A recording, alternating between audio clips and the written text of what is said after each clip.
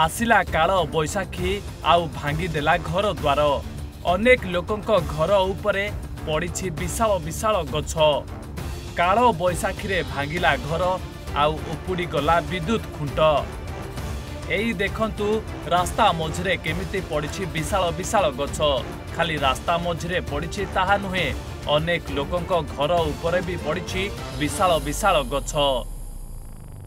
सूचना मुताबक गतकाली राति रे मयूरभंज जिला सूर्यापदर ब्लॉक रे देखिबाकु मिलिछि काल बैशाखीर प्रभाव राति रे खाई पी समस्ते सोई थिले हेले काल बैशाखी आसिबारु बड़ बड़ गछ गुड़िक उपुड़ी लोकंक घरे पड़िथिला आउ जहा फल रे लोकंक घर भांगी जाइथिला क्षतिग्रस्त होइथिबा व्यक्ति माने प्रशासन को अनुरोध करिसंति कि सेमानकु किछि सहायता जोगाइबे। कालिकार काल बैशाखी एते जोर आसला जे आमर घर उपरे गोटे आंब गछड़ा पड़ी पूरा पूरी घर संपूर्ण रूपे नष्ट आम राति शुईला अवस्था गछड़ा पड़ी हाँ इन्वेस्टर पूरा ये पूरा भांगी हाँ घर नष्ट पूरा पूरी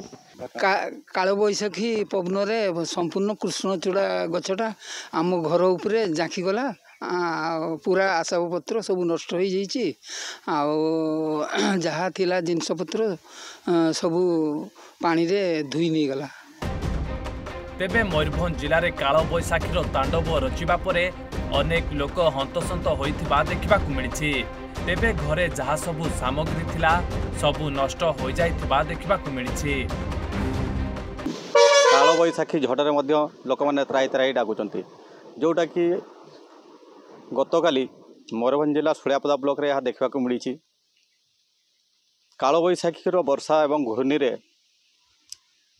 हजार हजार संख्यार गछ उपाड़ी पड़ी ता सहित शह शह घर भांगी जाइए जो थे कि लोक मानकर